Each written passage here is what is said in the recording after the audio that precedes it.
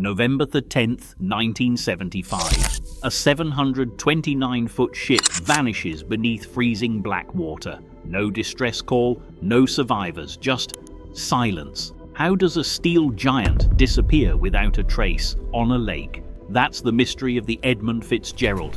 And 50 years later, the questions only get darker. But that's just the beginning. Today marks half a century since the Edmund Fitzgerald sank in Lake Superior, one of the worst maritime disasters in North American history. 29 men were lost that night, and the full truth has never been agreed upon.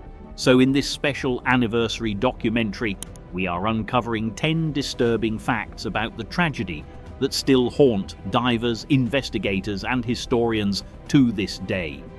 The Edmund Fitzgerald was not just any ship, she was the pride of the Great Lakes. She was built in 1958, she was 729 feet long, and she was carrying more than 26,000 tons of taconite iron ore. She was known as the Queens for her power and size, and she was the largest vessel to sail the inland seas.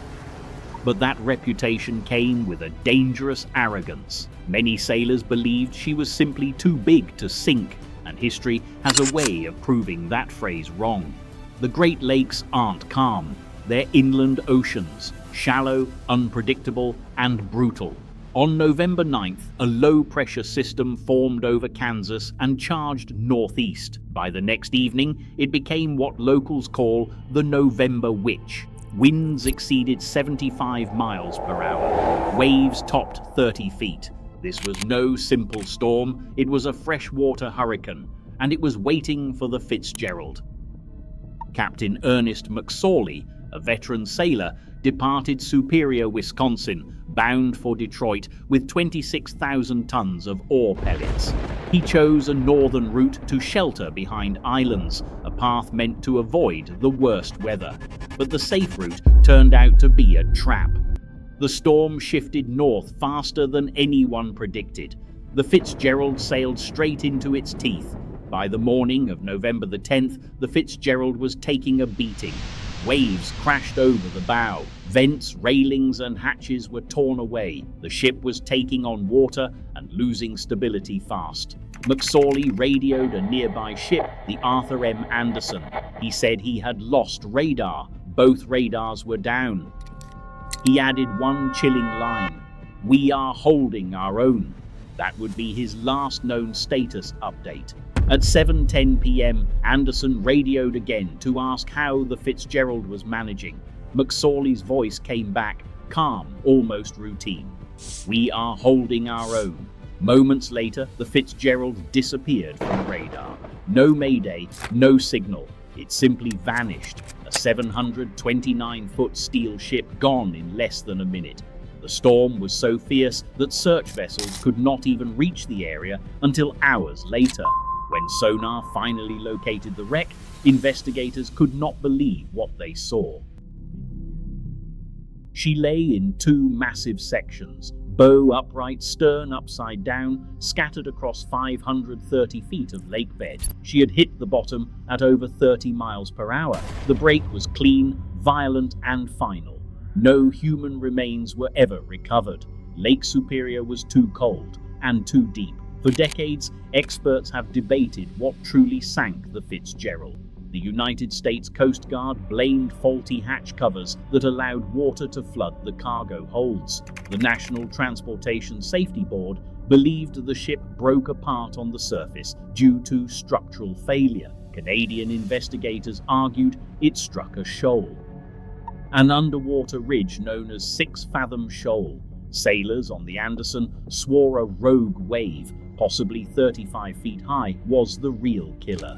To this day, no single theory fully explains how it happened so fast. In 1995, divers reached the wreck to recover the ship's bell, the only artifact brought to the surface. It was carefully restored, and now it rings each November the 10th, once for every man lost. Divers also described something eerie. The Fitzgerald rests eerily intact, her decks frozen in time, cabins collapsed but silent. It feels like the crew could still be there, asleep beneath the lake. Many call it the ghost ship of the Great Lakes. Canadian singer Gordon Lightfoot heard the story on the news and wrote The Wreck of the Edmund Fitzgerald. It became a haunting memorial, and for many, the first time they had ever heard the ship's name. The song's somber tone helped turn a regional disaster into an international legend. To this day, it is played every anniversary, echoing through museums, churches, and lakeside memorials. A melody that keeps 29 men's memory alive. Lake Superior is the largest freshwater lake on Earth by surface area and one of the coldest. Its average temperature near the bottom hovers around 2 degrees Celsius. That cold prevents natural decomposition, meaning the lake preserves its dead. As the old mariners' saying goes, Superior, they said, never gives up her dead. The crew of the Fitzgerald still rests down there, perfectly preserved in the silent dark, a tomb sealed by ice water. 50 years later, the mystery endures.